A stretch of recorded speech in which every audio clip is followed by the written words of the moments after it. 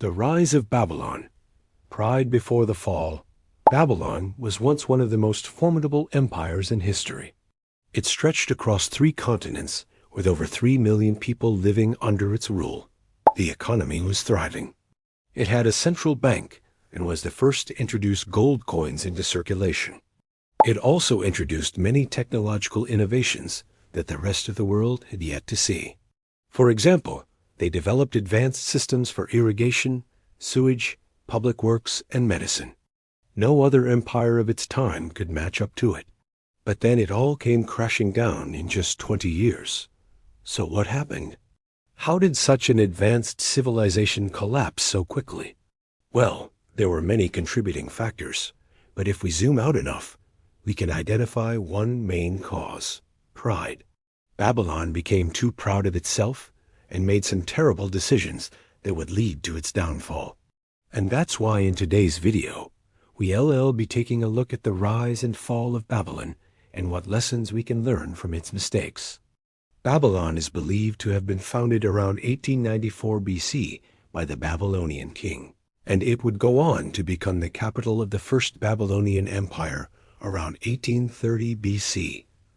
During this time period, Babylon was located in the region of Mesopotamia, commonly known as the Fertile Crescent, and was situated between the 2 rivers, the Euphrates and the Tigris. This location would prove to be incredibly useful in establishing a successful and prosperous city due to the fertile lands and easy access to resources. Also, because it was located at the crossroads of multiple trade routes, Babylon would be able to trade easily with neighboring cities and empires. And this would serve them very well as they expanded their influence throughout the region. As the First Babylonian Empire grew, so did the city. Around 1775 BC, Hammurabi took the throne, and he would go on to conquer all of Sumer and Akkad and parts of modern-day Syria and Turkey. During his reign, he established the world's first central bank and created a single currency to replace the many different currencies that were being used throughout his empire. He also conquered the surrounding regions and incorporated them into his empire.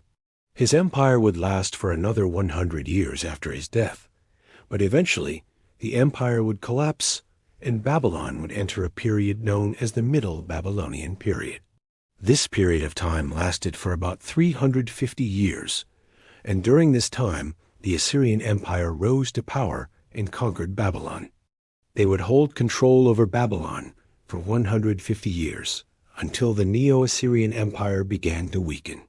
During the weakening of the Assyrian Empire, a new empire rose to power, the New Babylonian Empire. Under the rule of Nabopolassar, the Babylonians were now expanding their empire in all directions.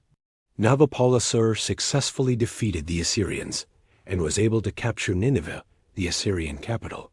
Soon after, Nabopolassar's son, Nebuchadnezzar II, would take the throne and bring Babylon to new heights. Nebuchadnezzar II greatly expanded Babylon's borders. He even went as far as conquering parts of modern-day Saudi Arabia and Israel. During his reign, he constructed the famous Hanging Gardens of Babylon, which were considered one of the ancient world's 7 wonders.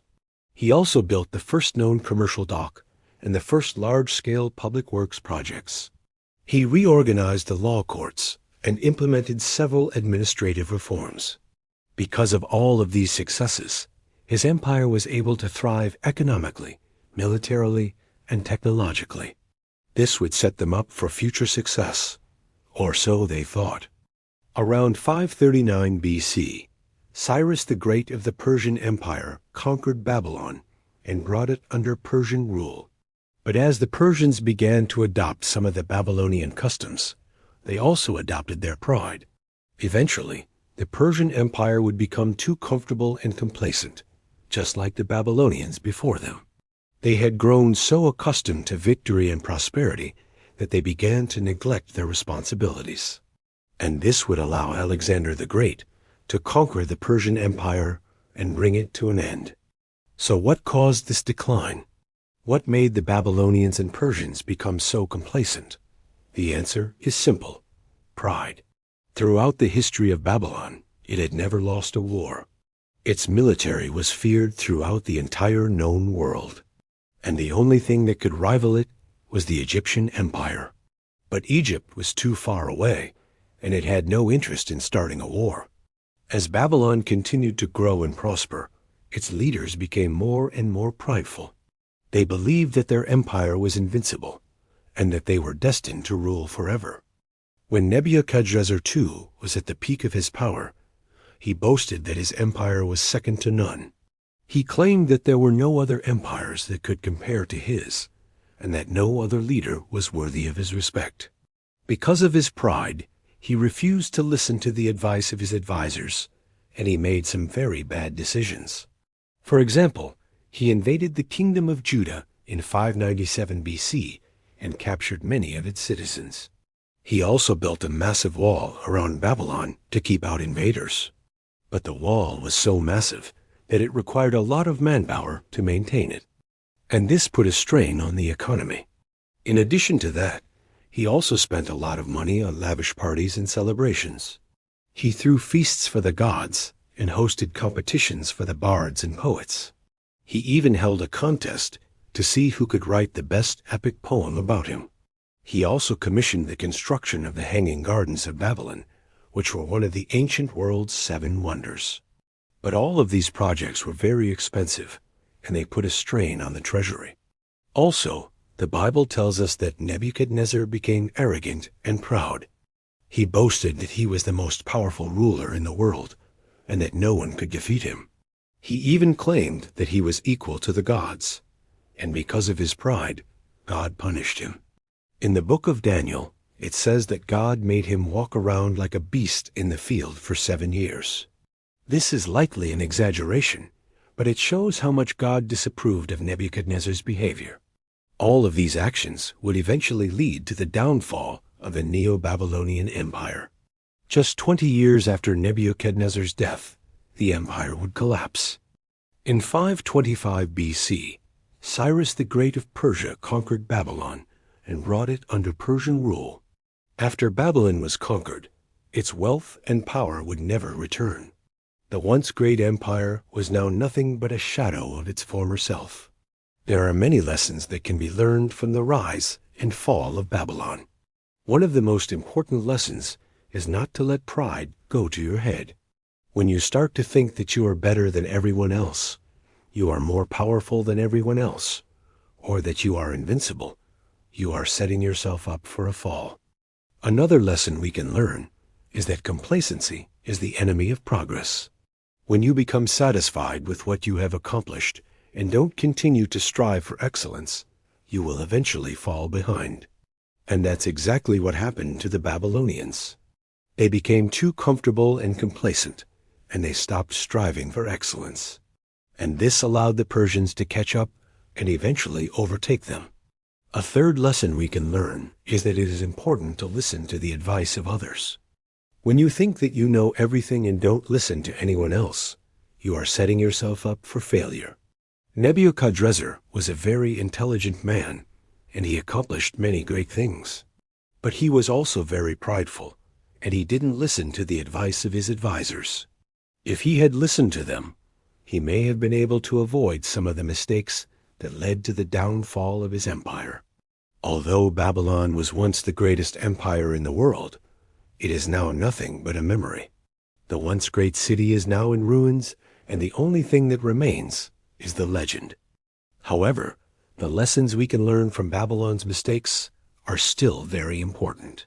We must remember not to let pride go to our heads, that complacency is the enemy of progress, and that we should always listen to the advice of others.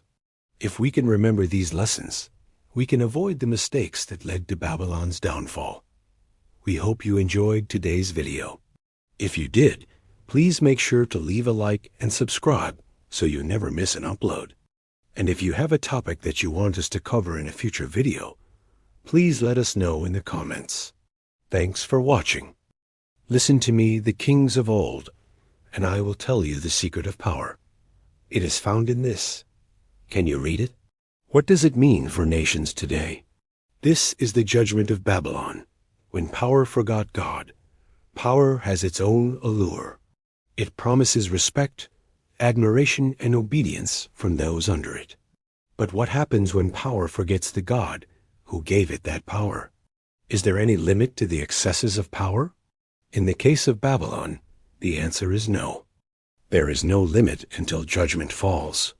And we are told that such judgment falls inevitably upon every nation that forgets its source of true power. You know how it is. If you have power, you want more power. So power tends to expand until it's checked by some exterior force. And then power wants to keep what it has gained. That is why the ambition of the powerful is insatiable. That is why the lust for power is never satisfied.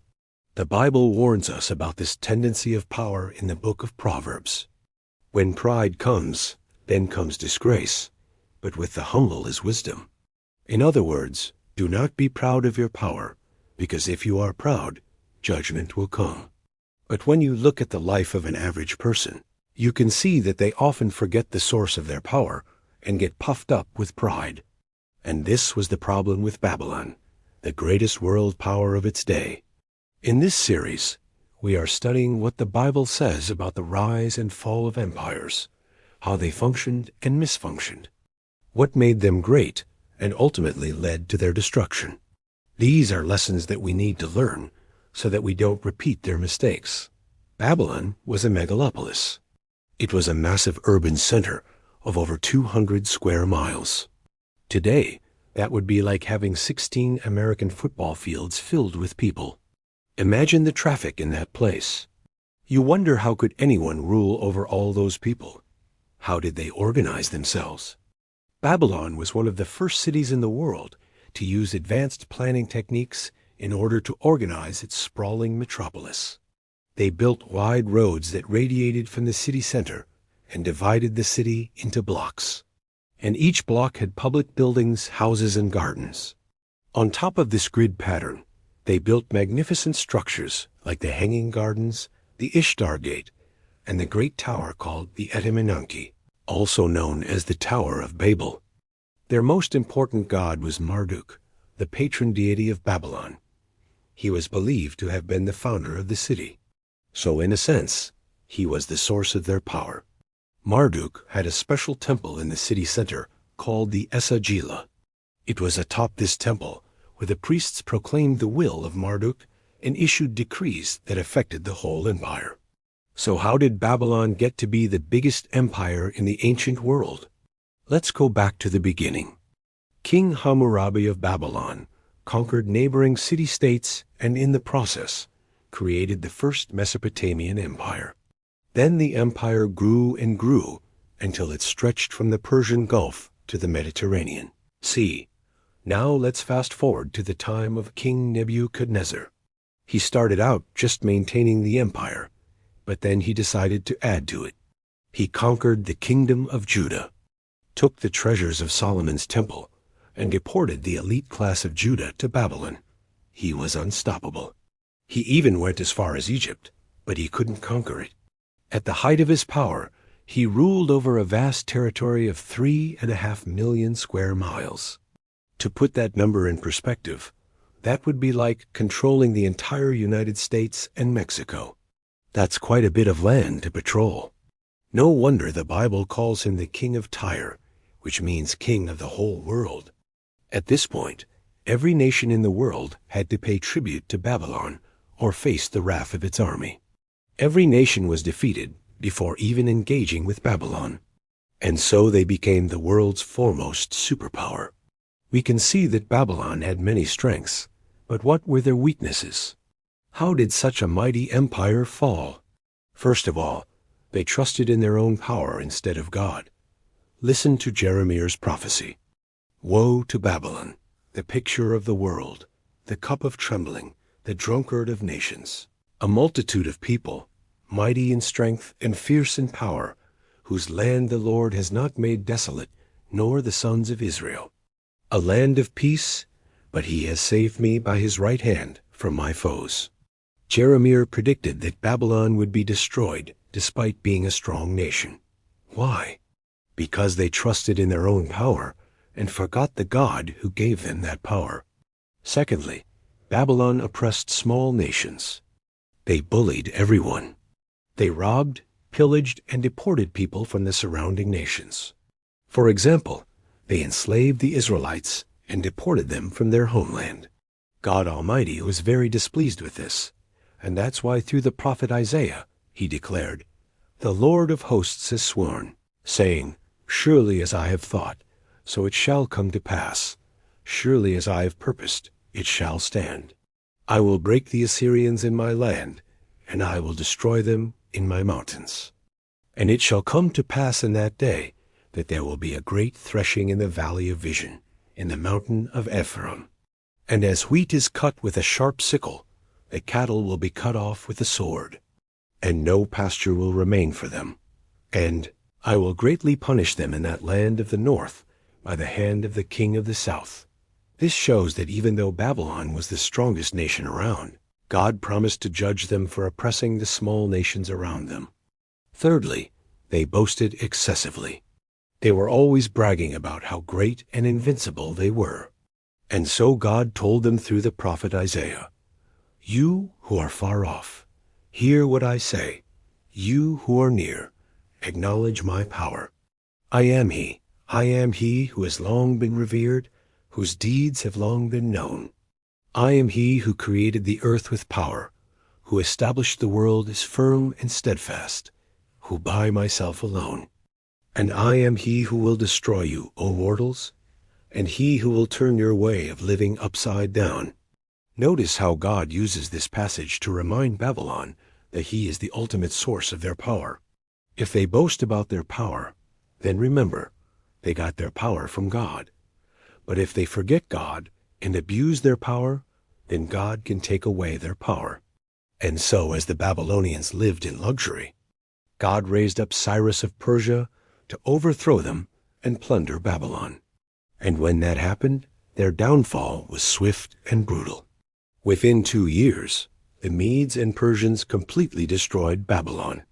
They burned and plundered the city and left it in ruins. Now, as Christians, what should we learn from the fall of Babylon? First, we must always acknowledge God as the source of our power. We should never forget that we didn't get our power from ourselves, but from God. And if we forget this, we will misuse our power and eventually lose it. Secondly, we must not oppress the weak, because God hates it when the bullies of the world attack the weak. And so if you are a Christian with power, you should protect the weak, not harm them. Thirdly, we must not boast in our power, because only God has the right to brag about his power, not us. And so when we brag about our power, we are actually tempting God to judge us. I believe that God still speaks through history. And so I ask you, do you feel that God may be speaking to you through the fall of Babylon? What might he be saying? I would love to hear from you. Please share your thoughts below. Also, please subscribe if you haven't done so yet. Thank you so much for watching. See you next time.